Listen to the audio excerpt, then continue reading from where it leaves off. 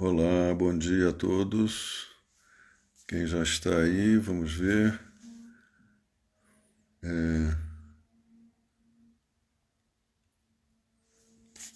Estou aguardando a entrada das pessoas.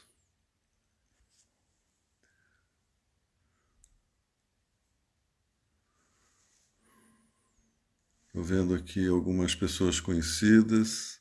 Bem-vindas. A gente já vai começar.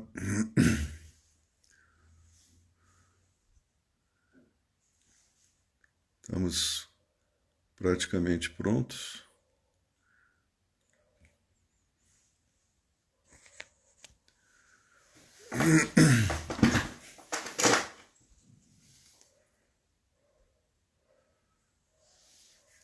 Então, Lívia, cadê você?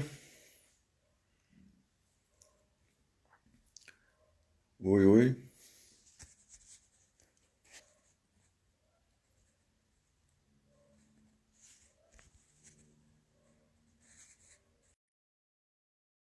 Bom dia, Lívia. Já estamos. Você chegando.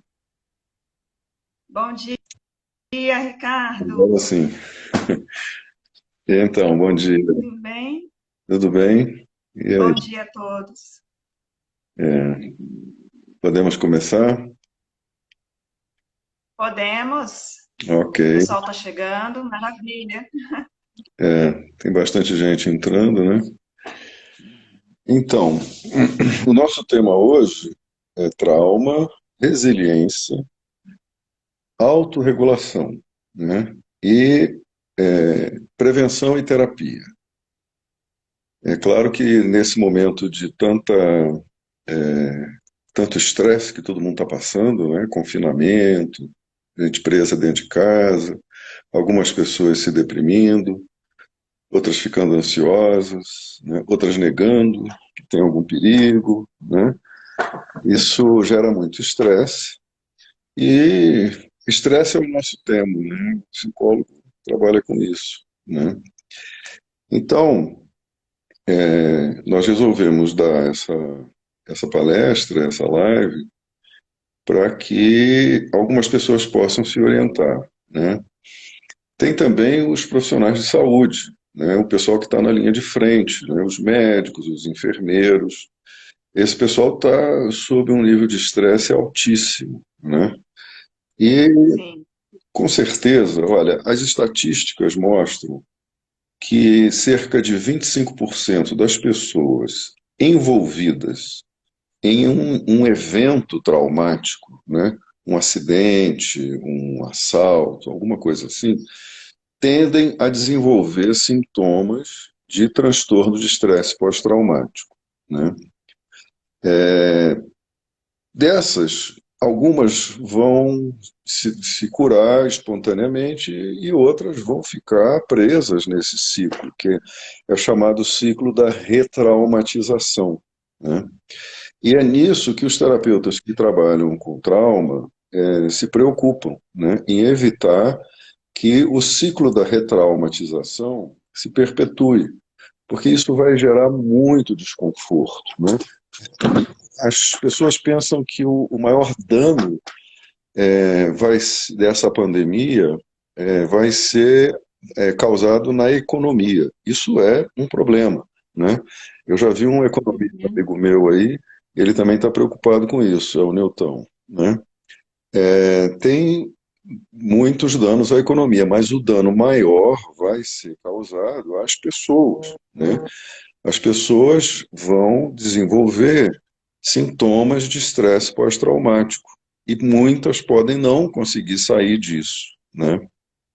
Os profissionais de saúde, os profissionais que estão lidando diretamente com esse esforço enorme de tentar salvar vidas, e muitas se salvam, mas algumas não, né? E há também uma incerteza muito grande com a natureza desse vírus, né? Muitos médicos não sabem lidar com isso. A medicina em geral tem um grande desafio e os médicos tendem a se sentir mais e mais inseguros. Isso é um problema para todos nós. Não tem ninguém que esteja isento desse problema, Uhum. né? Então, como os traumas estão acontecendo o tempo todo nas nossas vidas, né? Hoje em dia a televisão está mostrando menos, que teve assalto não sei aonde, que teve roubo, isso, acidente de trânsito, etc. Até porque as pessoas se aquietaram um pouco mais, né? Estão se expondo menos. Mas os traumas estão acontecendo o tempo todo nas nossas vidas, né? Por diversos motivos, né? Uma doença grave, algo que uma catástrofe, alguma coisa assim, pode gerar as mesmas reações que eu vou descrever daqui a pouco e que vão compor esse quadro de estresse pós-traumático, o transtorno de estresse pós-traumático, né? Então, o objetivo dele... Ricardo, Oi. explica pra gente o que que é trauma, que na outra live você tinha dito que trauma é uma ruptura daquilo que está fluindo normalmente, É, então, é, é uma paralisação, é antes, uma, né? antes de Explica pra gente falar o que que é trauma. Antes de falar do que é trauma, eu vou falar do seguinte: o que é segurança, né? O que faz a gente se sentir seguro? Alguém tem um senso de segurança, assim, absoluta? Não, ninguém tem, né? As pessoas que são mais ligadas ao poder, as pessoas do poder, elas acreditam que elas são mais seguras que as outras, né? E elas podem ter uma grande capacidade de enfrentamento, que eu vou falar sobre isso daqui a pouco, que é a resiliência, né? Mas da onde que vem a percepção de segurança, né? A gente está dentro de casa agora, ou no escritório, em local de trabalho, se sentindo relativamente seguro, né? É isso, esse é o ponto. A nossa segurança é relativa, né? A gente depende de vários fatores internos e externos para dizer eu me sinto seguro, né? Quando a pandemia abalou a questão econômica, né, abalou a receita das pessoas, né, diminuiu essa percepção de segurança. Quanto dinheiro eu vou ter?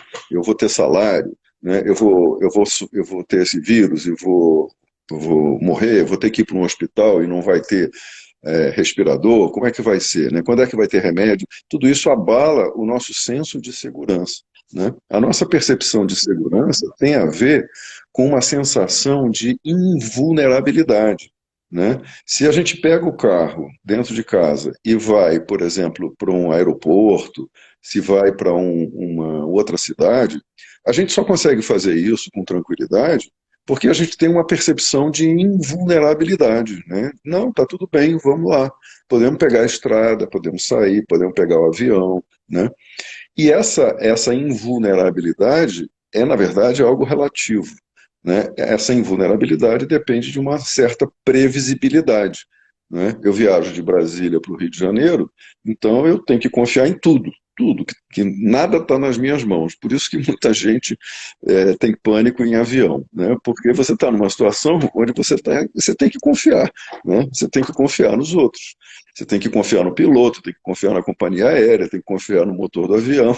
Ele vai subir, vai descer, vai pousar, e todo mundo vai fazer o que tem que fazer para garantir a nossa segurança. Então, a nossa segurança, na verdade, é efeito de uma malha, de uma rede de interdependências, né, que nós trazemos desde a infância mais precoce. O nosso senso de segurança individual depende da construção da nossa personalidade nos primeiros anos de vida, principalmente nos primeiros 3 anos de vida, né? Daí em diante, a gente vai se estruturando a partir dessa base com uma percepção maior ou menor de segurança pessoal, né? Eu posso enfrentar isso, eu posso enfrentar uma prova na escola, eu posso enfrentar uma mudança de cidade, eu posso enfrentar, conhecer pessoas novas, né? Eu posso enfrentar, me aventurar em novas possibilidades. É o que acontece principalmente na passagem da adolescência para a vida adulta, né? Uma grande passagem. Muita gente não conseguiu entrar totalmente na vida adulta, né? Tem um pé na vida adulta e outro na infância, né? E aí isso pode acontecer devido a diversos fatores. Então a nossa percepção de segurança é relativa. Aí o trauma. O que que é o trauma? O trauma é o que abala essa percepção de segurança, né? São os eventos que nos afligem, catástrofes naturais, né? Tem uma lista de eventos que podem causar trauma, né? Perdas repentinas, assalto, agressão, né? A maior parte dos traumas vem da percepção de agressão que pode levar à morte, a vida está em risco, né? Então, a guerra, por exemplo, a guerra resultou em muitos estudos sobre o trauma, né? As chamadas neuroses de guerra. O soldado voltava da guerra, tinha sobrevivido, às vezes tinha perdido um dedo, uma perna, alguma coisa, mas ele podia trabalhar e ele não conseguia se inserir na vida porque ele estava sofrendo do que hoje nós chamamos de transtorno de estresse pós-traumático. Naquela época a gente chamava isso de neurose de guerra, a psiquiatria chamava de neurose de guerra, a psiquiatria e a psicologia. Dos anos 80 para cá isso mudou de nome e passou a se chamar transtorno de estresse pós-traumático. Então, o trauma é o evento ou fato que causa um choque, é a quebra, é a ruptura, né? É uma palavra em grego, trauma, que quer dizer isso, quebra, dano, né? Seccionou, rompeu alguma coisa. Como é que isso se dá no nosso corpo e na nossa mente?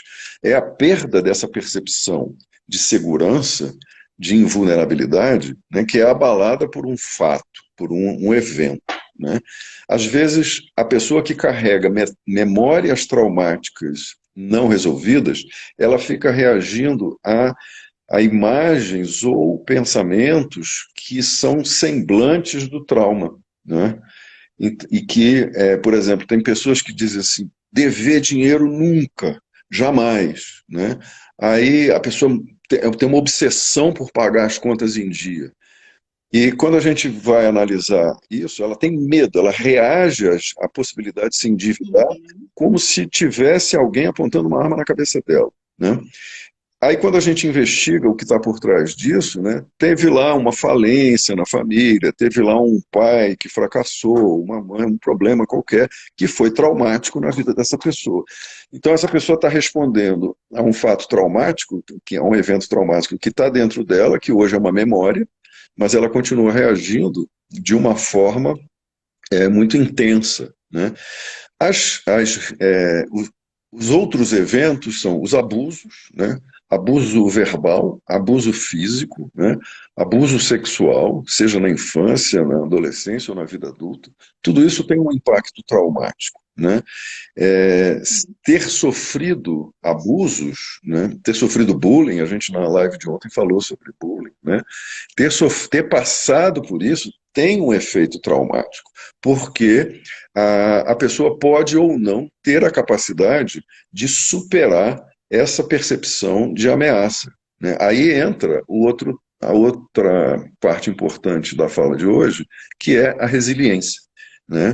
Por que algumas pessoas passam por eventos assim e não desenvolvem sintomas de estresse pós-traumático, né? Essas pessoas têm uma percepção de si mesma mais positiva.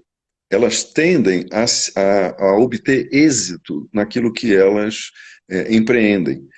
E essas pessoas costumam ter mais resiliência. A resiliência é algo que precisa ser diferenciado de autorregulação, embora esses dois conceitos se interdependam, né? A resiliência é a capacidade de enfrentar, né? Tem a ver com o poder de enfrentar. É um termo que veio da engenharia que dizia que uma ponte tem resiliência. Qual é a resiliência dessa ponte, né? A carreta pode passar em cima, ela treme e depois ela se restaura, ela se reequilibra, né? Então ela aguenta quanto de peso, quanto de carga, qual é a resiliência disso, né? Daí em diante, esse termo foi importado para a medicina, para os estudos de estresse, e a resiliência é percebida no nosso corpo também. O quanto de tensão o corpo aguenta, o quanto de tensão o psiquismo suporta, né? E o quanto de tensão nós somos capazes de superar. Um soldado bem treinado, por exemplo, ele vai para a guerra, né, e pode sair da guerra sem sintomas de estresse pós-traumático, porque ele obteve muita resiliência, né? Ele desenvolveu muita resiliência para os horrores da guerra. Muitas vezes, a resiliência é superficial. Em algum momento, ser bombardeado por tanto estresse, por tanta informação perigosa, né, de perigo, de ameaça, ativa o nosso cérebro naturalmente a percepção de ameaça, né? Alguns resilientes se tornaram, por exemplo, pessoas muito agressivas, né? Eu já li matérias falando sobre os soldados que voltaram da guerra e não conseguiram tirar a guerra de dentro deles, né? Eles continuaram, aí viraram mercenários, né? Continuaram, né? Os filmes mostram isso, né? O sujeito termina a guerra, volta, ele é um ex-combatente, mas ele continua procurando guerras, guerras, guerras. Então, essa resiliência não foi uma resiliência que foi acompanhada de autorregulação, né? Vamos pensar, voltar à questão da segurança, né? A segurança tem a ver com um certo grau de autoconfiança, né? E de entusiasmo e de alegria, né? Agora vamos falar do corpo, o corpo da gente, né? Para você sentir entusiasmo, alegria, né? Você tem que poder pulsar, você tem que poder sentir no seu corpo sensações positivas, né? Se esse entusiasmo, essa motivação para a vida, né, para viver as experiências, para viver as escolhas que a pessoa faz, né, se isso não estiver acontecendo naturalmente, né, tem algum problema, tem algum bloqueio. Então, o nosso corpo encolhe. Se você tiver uma preocupação, né, se você tiver, por exemplo, que resolver um problema objetivo, isso vai diminuir o seu entusiasmo e você vai ter que lutar, você vai entrar no modo luta ou fuga, né? Você vai entrar na sua capacidade de enfrentamento. Aí você enfrenta aquilo, resolve e volta ao bem-estar, né? Uma pessoa muito traumatizada, ela pode ficar viciada em enfrentar, enfrentar, enfrentar, e está sempre atrás de outro problema, outro problema, outro problema. Ela faz escolhas que levam ela a reviver os problemas dela, né? Essa pessoa não tem esse nível de autorregulação tão profundo que permita que ela se restaure completamente da tensão. Imagina, isso aqui é uma curva, né? A tensão do corpo subiu, subiu, subiu, chegou a um ponto máximo, ela se descarregou. O Reich notou o seguinte, que os mecanismos de excitação ligados ao medo são iguais aos mecanismos de excitação da sexualidade. Então, se você. Qual é a diferença? Né? Você se excita sexualmente da mesma forma que você se excita quando sente medo. A diferença é que quando você se excita sexualmente, você tem uma expectativa de prazer. Então você vive aquela excitação, né, sabendo que vai dar certo, que aquilo vai dar uma coisa boa, né? Então a tensão, ele fez a curva orgástica, né? A tensão, a carga, o auge dessa tensão e dessa carga, a descarga e o relaxamento. Então a gente volta para um nível basal de tensão, onde o Reich diz, essa capacidade é a capacidade natural de autorregulação. Toda tensão que a gente vive, ela tem que se terminar, ela tem que voltar para esse ponto básico, que é onde a gente adquire autoconfiança, né? No medo, no estresse, a tensão sobe, né? O sistema nervoso autônomo é ativado, e a pessoa tem uma expectativa de perigo, é diferente. Ela tem que enfrentar, os perigos que ela está passando e ela não sabe se ela vai ter sucesso ou não. Então, isso causa uma percepção mais de perigo que é mais difícil de ser recuperada e de voltar a esse nível de bem-estar, né?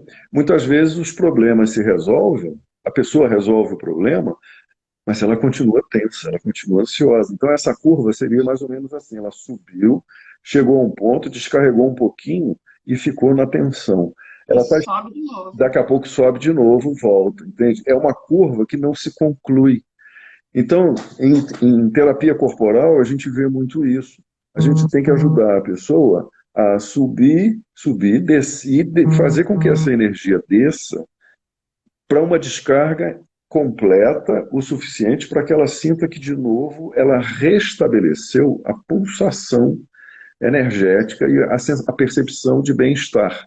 Essa percepção dá para a gente uma sensação de segurança e de entusiasmo, de alegria, de prazer, e predispõe a gente para uma nova experiência igualmente prazerosa, né? Por isso que o orgasmo e a sexualidade passam a ser o correlato das experiências de prazer na vida, né? Um colega nosso, haitiano, o Wagner, Cláudio Melo Wagner, escreveu um livro comparando futebol com orgasmo, né? É um livrinho interessantíssimo, onde ele vai analisando toda aquela expectativa pelo gol, né, que a pessoa vai correndo, o jogador corre atrás da bola, o outro pega, então essa tensão vai subindo e descendo, vai subindo e vai se frustrando, até que quando vem o gol, é o análogo do orgasmo, né? Houve a descarga, né? Na hora do gol todo mundo grita, ah!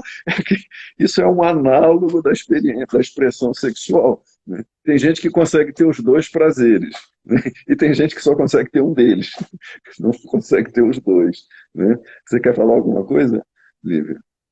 Então, tem muitas questões aí, né? A gente não tem, muitas pessoas não têm essa capacidade de autorregulação, e aí, como é que a gente faz? A Exato. gente teria que aprender ferramentas, técnicas, procurar ajuda Exatamente. O trauma se para fixa. poder, né, se restabelecer. E tem também essa questão, como a gente pode se manter, então, nesse confinamento social, de forma que a gente tenha mais bem-estar, para que a gente não fique com esse estresse acumulado, ansiedade, né?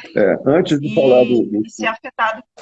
dos confinados, né, vamos falar do pessoal que está lidando diretamente, que é o pessoal da área médica, né, o Tá. pessoal de saúde, motorista de ambulância, esse pessoal que lida com muito estresse, com urgência, com emergência. Está todo mundo envolvido nesse cenário, né, e gerando muita tensão, né, gerando muita energia ativada que não se descarrega adequadamente, né? No YouTube tem um vídeo que se chama assim, Polar Bear Alert, né? Eu recomendo que todo mundo entre no YouTube e assista. É um videozinho de 2 minutos. Esse vídeo é mostrado nos cursos de experiência somática, que é a técnica de trauma do Peter Levine, né? Desenvolvida pelo Peter Levine. Quando o urso é um urso no Alasca que é perseguido por um helicóptero, onde tem pesquisadores que vão anestesiá-lo para poder tirar a medida da pata, ver a saúde dele e tal. Ele é perseguido por um predador, né? Para ele, aquele barulho do helicóptero, ele está sendo ameaçado. Aí ele leva um tiro de anestésico e dorme, desmaia. Daí eles fazem as medidas, param o helicóptero, vão lá, tiram as medidas e depois mostram ele voltando à consciência. Ele produz uns tremores assim muito fortes. Esses tremores são efeito da restauração da fisiologia, né? É o correlato do orgasmo que o urso está vivendo, porque ele passou por um trauma e se restabeleceu. Ele não tem couraça, ele não tem caráter neurótico, né? Então, ele pode viver o que a natureza nos dota. A natureza nos dota dessa capacidade, né? Tudo bem aí? O pessoal está pedindo para digitar aqui o nome do vídeo. Como é que eu faço? Deixa eu colocar aqui. Polar Bear, Eu escrevo. B-E-A-R, Polar Bear Alert. Polar Bear, B-E-A-R, que é urso, né? Urso polar. O alerta do urso polar, né? É isso? Polar, não estou vendo. Polar Bear Alert, é isso mesmo. É isso mesmo, Lívia. Então, Tá. a percepção dessa descarga, né, é o que nos falta no nosso corpo para a gente se restaurar do estresse traumático que a gente vive, né? A, a, a experiência somática é a terapia desenvolvida pelo Peter Levine, inspirado nas ideias do Reich, né? Ele diz isso textualmente, que ele se baseou nas ideias do Reich. Aqui tem o segundo livro dele, é esse aqui, ó, Uma Voz Sem Palavras, que eu recomendo que também seja Uhum. lido, né? O primeiro é O Despertar do Tigre. Ele dá muita informação sobre isso e todo mundo que vive em hospital e lidando com estresse e tensão devia conhecer isso. E devia conhecer também o EMDR, porque o EMDR é a psicoterapia que leva a reprocessar as memórias traumáticas, né? A junção dessas duas técnicas, dessas duas abordagens, como queira chamar, permite permite que essa energia seja não só reprocessada, restaurada no corpo, trazendo de volta a percepção de bem-estar, né? Como também os conteúdos psíquicos que ficaram travados, né? Por exemplo, a ideia de que eu vou morrer, né? É uma ideia recorrente nas experiências traumáticas, né? Eu levo um susto e vejo a minha vida ameaçada, né? A minha sensação é de que eu vou morrer. E isso pode ficar ali preso, né? Pode ficar preso também crenças irracionais ligadas a eu não mereço ser feliz, por exemplo, entendeu? E essas crenças, Nossa. ou eu não sou capaz, não dou conta, né? A culpa foi minha. Tem uma porção de crenças da, é, que são produzidas por esses estados de contenção energética, né? E que são produzidas pelas fantasias inconscientes que nós trazemos já da infância, né? Uma criança que não foi bem acolhida, que não se sentiu validada nas suas contradições emocionais, né? Como na ambivalência de sentimentos da criança, né? Vamos dar um exemplo de que, acho que eu falei desse exemplo ontem, né, o menino de 3 anos que diz, oba, eu sou o super-homem, né? Um pai bacana pega ele e diz, você é o super-homem, vamos botar uma capa, vamos voar, e brinca com ele e faz ele se sentir o super-homem, engrandecido e etc. Né? Um pai neurótico vai dizer assim, cala a boca, menino, não está falando bobagem, você é o super-homem coisa nenhuma, você é um Zé Mané qualquer, né? O menino vai se encolhendo, né? A menina diz, eu sou a princesinha, né? Aí um pai e uma mãe bacana valorizam isso, né? E ao invés de tentar destruir ou desprezar, né?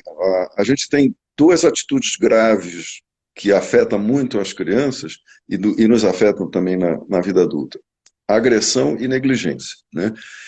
A negligência às vezes causa um efeito mais danoso do que a agressão, né? Eu já ouvi pacientes dizerem assim: eu preferia que meus pais brigassem comigo do que nunca me fizessem sentir, porque me faziam me sentir como se eu nunca fosse notado, né? Como se eu nunca existisse. Entende? Um paciente uma vez falou assim: ele conseguiu crescer na vida, se formar, ter uma profissão, universidade, etc. Mas ele disse: meus pais nunca olharam para mim, nunca olharam meus cadernos na escola, nunca me perguntaram como foi meu dia. Uma vez eu passei um ano na casa de um tio, de uns tios, e todo dia eles me perguntaram: como foi a escola hoje? E como foi? E aí, o que você estudou? Qual foi a matéria? Vem cá, vamos fazer o dever juntos. Ele se sentiu visto e aquilo deu a ele energia suficiente para virar alguém no mundo, né? Ele mesmo disse: se eu não tivesse. Quer dizer, esse confinamento aí vai até melhorar isso, né? A questão dos pais estarem perto Ou dos piorar. filhos, acompanhando, Ou piorar. né? É, Depende da ou piorar, capacidade. não se sabe. Ou piorar, porque depende da capacidade dessas pessoas de interagirem com as necessidades dos filhos e com as próprias necessidades, né? Muita gente não tem um olhar positivo para as próprias necessidades. Carrega desde a infância o sentimento ou a sensação de que não tem direito a ter suas necessidades atendidas, né? Mas se os pais se dão conta e conseguem, né, ver os filhos como outro, né, um outro ser, né, você é um outro, reconhecer o menino e a menina com as suas especificidades faz uma diferença enorme. Então a negligência pode ser tão traumática quanto a agressão, né? Se a gente tem um efeito mais ou menos, se a gente traz lembranças mais ou menos positivas desse período em que a ambivalência de sentimentos foi aceita, não destruiu os pais, né? Esse exemplo da criança de 3 anos que eu estava dando, de repente ela está vendo televisão, está vendo lá o Super-Homem, ou a menininha está vendo lá filme, a historinha que ela gosta, aí a mãe ou o pai dizem, agora vamos desligar a televisão, está na hora de tomar banho e jantar. Eu não quero, eu quero assistir. Aí começa aquela birra, né? Aí se os pais fazem chantagem emocional e começam a dizer, você está ferindo a mamãe, né? Ou o papai vai ficar magoado com você, olha, Deus vai castigar. Se começa essas falas neuróticas, né? Estão fabricando os meus clientes do futuro, né? São os neuróticos de amanhã, entendeu? Porque é uma invalidação, é uma maneira de dizer para a criança, eu não suporto os seus sentimentos, né? Eu não suporto a sua verdade. Mas quando os pais suportam a contradição de, não, você pode ficar com raiva, mas você vai ter que ir, vamos lá, é hora disso, aqui nessa casa tem regra, gente, né? Você estrutura uma criança que não tem um senso de baixa autoestima, porque a verdade dela é aceita. Né? Isso está na base dessa percepção de segurança que vai desenvolver depois capacidade de enfrentamento e que vai desenvolver capacidade de autorregulação. É claro que muitos outros fatores entram em jogo também ao longo da vida, né? Tem muita coisa. Se uma criança que recebeu esse cuidado e tal, chegou em algum momento na infância, passou por um trauma, sofreu um abuso, uma violência, uma agressão, ou viveu alguma situação muito perigosa, né, ela pode passar por uma adolescência depressiva, ou então ser muito ansiosa, estar sempre insegura. Né? O trauma pode ter esse efeito, né, de abalar isso que foi adquirido, porque é uma personalidade em construção. E ninguém sai de uma condição tão insegura, tão vulnerável que é a primeira infância, e entra na vida adulta, indo para uma condição de total independência, de total segurança. Né? Tudo que a gente conquista na vida adulta é relativo. Né? Por isso que a gente depende de uma rede de interações positivas. Os ambientes de trabalho tóxicos são os ambientes onde as pessoas são muito competitivas, né? O sujeito está sempre brigando para garantir o emprego dele, porque tem sempre alguém querendo tomar o cargo dele. Ele está sempre se sentindo ameaçado, e muda governo, aí muda tudo, aí vem. Isso aqui em Brasília é muito nítido, né? Muitas pessoas sofrem com isso, porque a percepção de segurança, de insegurança, perdão, aumenta muito quando você está num ambiente tóxico e competitivo. Já quando você está num ambiente cooperativo e colaborativo, né, onde os colegas de trabalho se ajudam mutuamente, se reconhecem, é muito mais positivo para todo mundo que é, e o ambiente ajuda a superar as adversidades que se vivem. Então, se, por exemplo, os funcionários de um hospital, né, estão sempre brigando entre si, eles são competitivos. Numa hora como essa, eles precisam se unir, eles precisam ser companheiros uns dos outros, eles precisam vencer as diferenças e se apoiarem. Né? O risco que o enfermeiro está correndo de se contaminar com o paciente que está com o Covid-19, né, é o mesmo que a auxiliar, que o médico que atende e tal. Tem profissionais de saúde morrendo, eles são os primeiros a serem. Parece que tem 5 mil no Brasil, se não me engano, que estão afastados por conta do vírus. Né? Isso traz uma percepção de insegurança muito grande. Nessa hora, esse ambiente ele tem que ser um ambiente de união, tem que ser um ambiente de colaboração. Se ele for um ambiente de competição, onde um fica culpando o outro e todo mundo se defendendo, o paciente morreu por sua causa, foi porque você foi negligente, não sei o quê, não sei o quê, entendeu? Se entra isso, o nível de estresse aumenta muito mais e as pessoas vão desenvolver sintomas de estresse pós-traumático, quer queiram, quer não, entendeu? Porque não tem onde se apoiar. Né? Então, estar em casa, aí tem estar em casa com a família, com um ou uma companheira, duas ou três pessoas, é uma família grande, qual é o núcleo aí, como é que isso se define, ou está em casa sozinho, né? Cada característica dessas tem seus prós e contras, né? Está no ambiente de trabalho com amigos, com competição, como é que se diz, com falta de colaboração, com competitividade, ou está no ambiente de trabalho com colaboração, né? Isso tudo marca a diferença, né? Os grupos competitivos, eles têm que, se eles quiserem se salvar, né, eles não têm que se salvar só do vírus, eles têm que se salvar do estresse pós-traumático, né? E para isso eles E no precisam. caso desses profissionais, e tem a questão que esses profissionais, nesse momento, eles não podem parar, eles não podem se ausentar, né? Isso.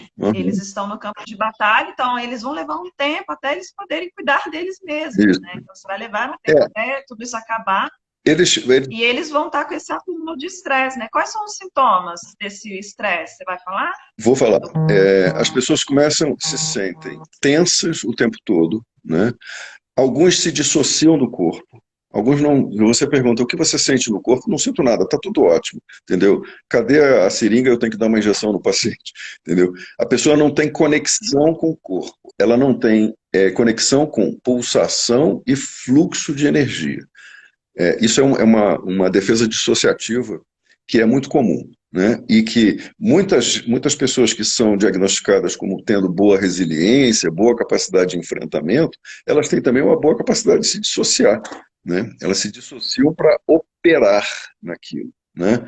É, os militares, por exemplo, usam uma expressão muito curiosa, né? Eu ficava achando estranho, né? Eles dizem assim, naquele combate ali, houve 50 baixas, né?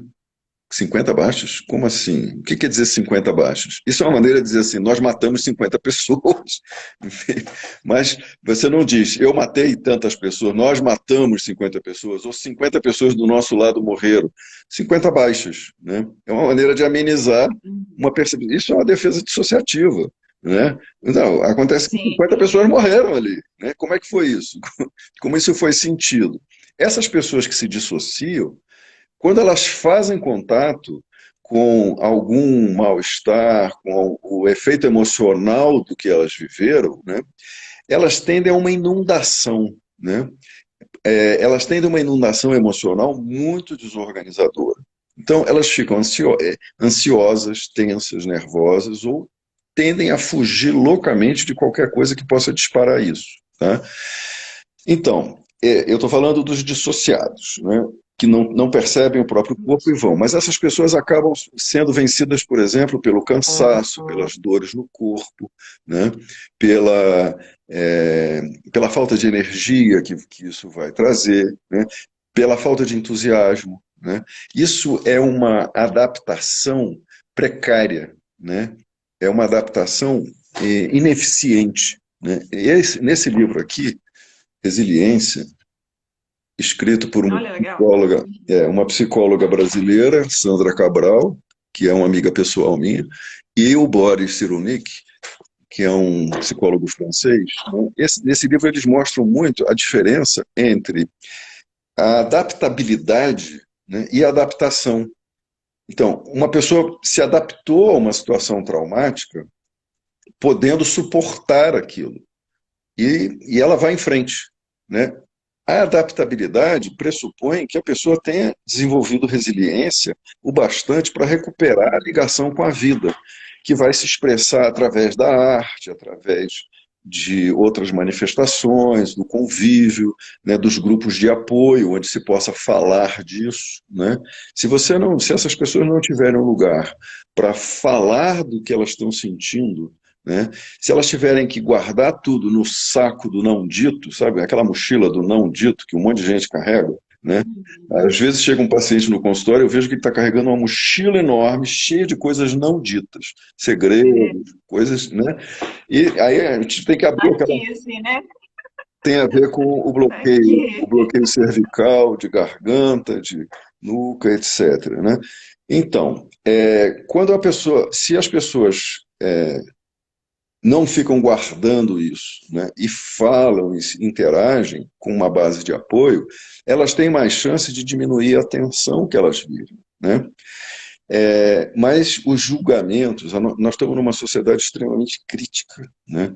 O mundo é muito crítico, é muito julgador, né? A internet mostrou isso com uma clareza enorme, né? Qualquer pessoa que publique alguma coisa, que fale de si, que comente alguma coisa pessoal, vai ter alguém que vai fazer um julgamento daquilo, e esses julgadores, eles são terríveis, porque quando eles não estão julgando os outros, né, eles acabam tendo que julgar eles mesmos.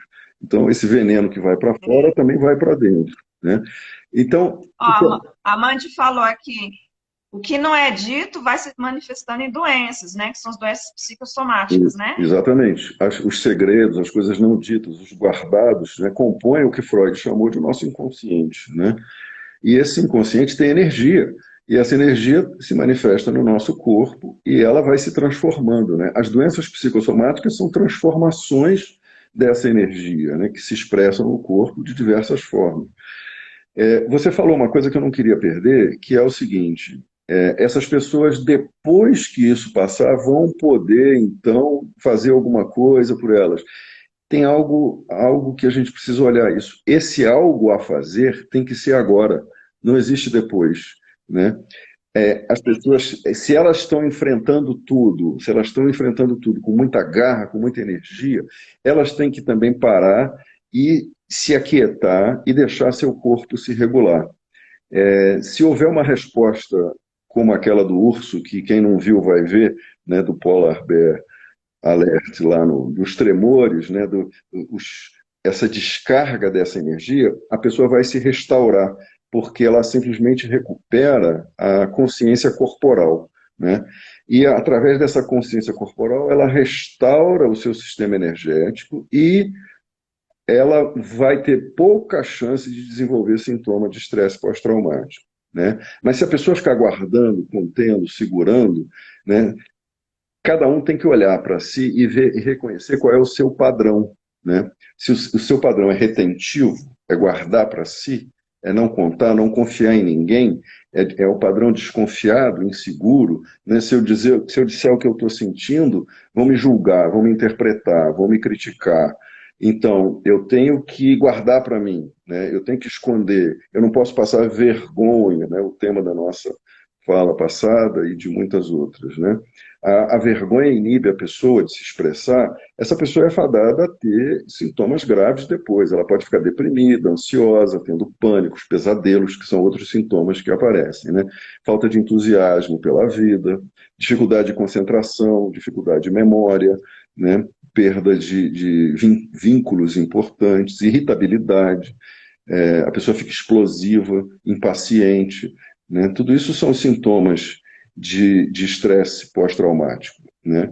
As pessoas que são mais extratensivas, né, que elas são mais para fora, são mais agressivas, essas pessoas tendem à irritabilidade, elas tendem à impaciência, elas tendem a se tornar mais agressivas e intolerantes, e elas precisam de ajuda ou de se ajudarem a descarregar essa energia de uma maneira não destrutiva, né?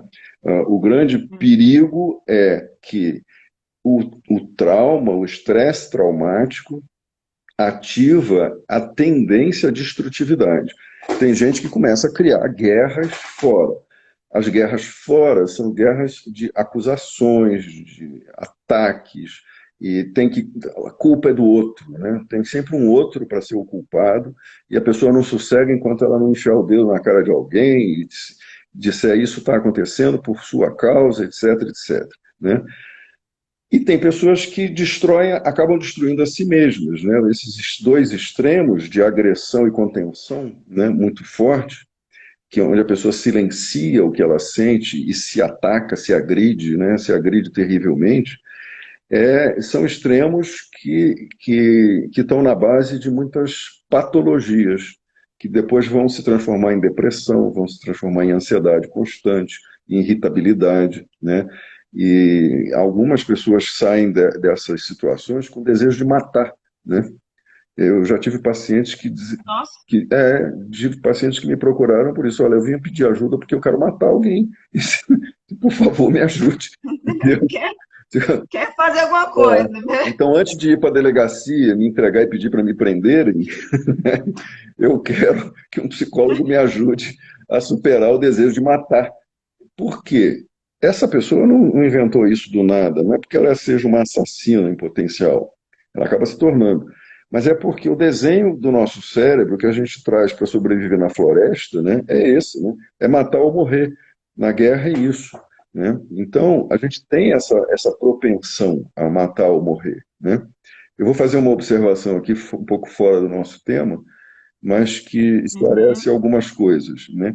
A busca, por exemplo, por espiritualidade, por uma vida melhor, por superar tudo isso, em termos neurofisiológicos, é desarmar a amígdala cerebral de toda essa impulsividade para lutar, fugir ou congelar, né? E ligar no cérebro outras áreas que permitam que a pessoa tenha sentimentos mais positivos, desenvolver compaixão, desenvolver amor, né? Imagina, compaixão universal, né? Aquele jornalista William Vac uma vez fez uma entrevista com o Dalai Lama e perguntou para o Dalai Lama assim: Santidade, o senhor acredita mesmo que a compaixão possa salvar o mundo? Aí ele disse: Eu não sei se a compaixão pode salvar o mundo, eu só sei que é muito bom sentir compaixão, né? Então você vê, desejar Faz bem a ele, né? bem a ele, exatamente, né? A compaixão é um egoísmo muito bom, né? Quer dizer, se eu olho para você e quero que você tenha sucesso na vida, e quero que você se sinta bem, quero que você supere seus traumas, quero que você seja feliz, né? Isso me faz feliz e me faz bem, né? Agora, se eu ficar dizendo você isso, você aquilo, e a culpa é sua, né? Se eu ficar nessa polaridade, eu fico na amígdala cerebral produzindo negatividades o tempo todo, né? Os meditadores entenderam isso, né? Os meditadores entenderam que tem que mudar o seu modo de funcionar, né? Tem que sair desse padrão de geração de negatividades e criar condições favoráveis para que a personalidade, o corpo possam experimentar a vida desde um outro lugar, né? Isso é uma mudança cultural muito significativa, né? Tem uma pessoa que comentou evitar na nossa cultura a palavra morte, né? Substituindo essa palavra por outras, né? Não é também uma dissociação defensiva? Sim, E aí eu sim. também já aproveito para comentar, né? Eu que trabalho com marketing digital, acompanho as notícias, as pessoas estão muito nessa briga hoje que a comunicação oficial do governo, do Ministério da Saúde, dos governos de cada estado, dão ênfase no número de mortes, por exemplo, Uhum. do vírus, né? E não se fala no número de recuperados. Falam Então, as também, pessoas hoje elas estão falam discutindo também, na falam, internet é, falam que também. é assim, nossa, mas por que não mostra também o número de recuperados? Não, Então, está não. todo mundo nessa É porque, discussão. é porque você não está escutando as notícias com um ouvido muito atento, né? Eu vejo noticiário todo dia. Eu tenho uma jornalista dentro de casa que fica o dia todo antenada e ligada nas coisas e a gente conversa muito. As notícias das recuperações estão sendo dadas também, das pessoas que se salvaram estão sendo dadas também. Agora, nós é que temos uma tendência a ficar mais presos ao negativo, né? Isso é uma tendência nossa, até por causa dessas razões de sobrevivência, né? Que vem lá da floresta, né? A gente tem que saber, por isso que a gente se traumatiza no final das contas, né? Porque a gente precisa localizar o perigo para poder sobreviver, né? O cérebro diz cadê o predador? Onde é que ele está? Cadê o perigo? Né? Há 16 mil anos atrás, se a gente não tivesse desenvolvido isso, ou antes, né, a gente não tinha sobrevivido às catástrofes naturais, à selvageria toda da natureza.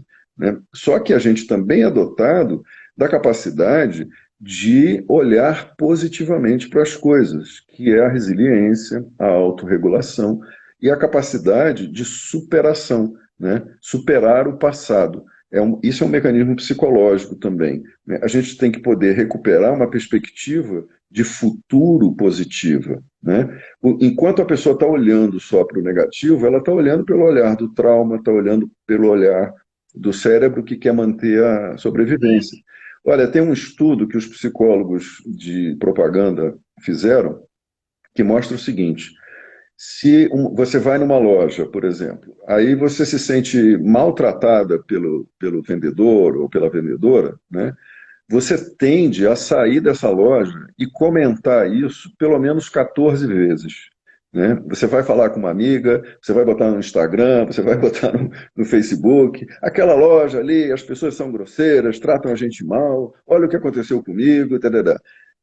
Agora, se você for naquela loja e for muito bem tratada e sair satisfeita, porque o vendedor ou o vendedor te tratou bem, você fez uma compra bacana, você comenta isso no máximo 8 vezes, né? Por isso é que, é, por isso é que o pessoal de marketing, né, trata de fazer com que a imagem do produto seja coerente com o conteúdo. Né? Aquilo que o vendedor entrega, né, quando você trabalha, você é profissional de marketing, né, você sabe disso. Se você trabalha para produzir, para vender, construir uma boa imagem de um produto, né, essa imagem ela tem que corresponder à realidade. Né? Se uma empresa diz que é ética, ela tem que funcionar sob princípios éticos. Isso não pode ser uma fachada. Entendeu? Ela tem que ser É. verdadeiramente ética. Né? E as pessoas aqui são bem tratadas, etc, etc. Né? Então, isso está entrando no mundo empresarial já com muita força, porque entenderam que a tendência da maior parte das pessoas é de sobrevalorizar o negativo. Né? E quanto mais a pessoa está sobrevalorizando o negativo, ela tende a olhar por esse viés. Né? Se a gente analisar as notícias de jornal, separando o que é fato, né? A imprensa está noticiando um fato. Ontem tinha ali no jornal um monte de sepultura aberta de um cemitério em São Paulo, não sei quanto, né? E no outro estado, acho que foi o Amazonas, né? Manaus, Trator o governador lá está derrubando desesperado, né? trator derrubando barro em cima de uma fileira de caixões, as pessoas não podendo velar seus mortos. Isso é fato. Isso está acontecendo. É. Isso está acontecendo. E é papel da imprensa noticiar isso. Isso é fato, eles não vão negar. Agora, um monte de gente cria interpretações que não são verdadeiras em função desses fatos. Né? Então, os fatos tendem a ser analisados através do tipo de mente que a pessoa tem. Se é uma mente que está tomada pela amígdala cerebral e pela luta ou fuga e pela tendência à negatividade e ao pessimismo, ela só vai ver um lado do que aquilo significa. Né? Então, a imprensa mostra isso. Aí a imprensa diz também, tantas pessoas se curaram, tantas pessoas não se contaminaram. O percentual de mortos custa mais ou menos, eu fiz um cálculo outro dia, em torno de 6 a 7%. Né? No dia que eu vi, tinham 43 mil pessoas contaminadas, diagnosticadas, né? Diagnosticadas. E tinham morrido menos de 3 mil. Né? Isso dá perto de 7%.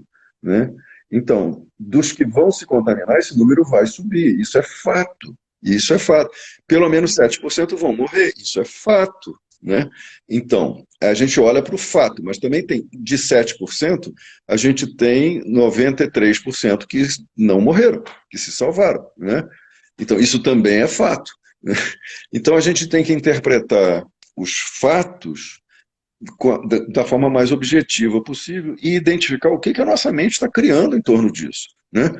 Porque o maior sofrimento é o imaginário. O maior sofrimento é aquele que a pessoa carrega dentro de si, sustentado pelas suas crenças. Né? O fato é um só, e o fato determina. Todo fato determina emoção, sensação no corpo, algum tipo de imaginação, algum tipo de interpretação, né? E ativa lembranças. Né? Então, a gente tem que aprender a separar essas coisas. Né?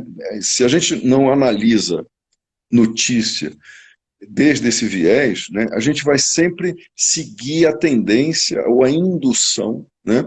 Então, por exemplo, tinha uma notícia num jornal, num canal de TV de notícias, outro dia, falando sobre uma grávida que ficou na fila esperando para poder regularizar o CPF. Aí eles botaram humilhante, né? Humilhante é uma Uhum. interpretação. Será que ela se sentiu humilhada? Entendeu? Ou ela só sentiu que ela estava vivendo uma coisa difícil, né? Isso foi uma coisa Uhum. difícil. Ela teve que ficar na fila, grávida. Ela passou por dificuldade. A imprensa dizer que isso é humilhante é uma interpretação, entendeu? É um julgamento É. de alguém. Agora, se a pessoa disser eu me sinto humilhado, isso é humilhante para mim, é outra coisa, é o relato dela, né? É a maneira como a pessoa interpreta. Então, a gente tem que diferenciar, a gente tem que distinguir o que é o fato e a nossa maneira de interpretar. Esse é outro fator importante na, na maneira como cada um está lidando com o que está acontecendo. Né? Ficar em casa, alguém pode dizer humilhante, o outro pode dizer, ah, que bom, entendeu? Eu quero voltar ao trabalho, outros não, eu quero parar meu trabalho um pouco, quero ficar em casa com a família, né? Tem piadas muito Pode interessantes. ser o céu ou o inferno, né? Pois é. Depende de cada um. Pois é, né? Tem piadas interessantes que alguns dizem assim: nossa, esses dias de convívio com a minha esposa me fez descobrir que ela é uma pessoa interessante, né? Ela é uma boa pessoa.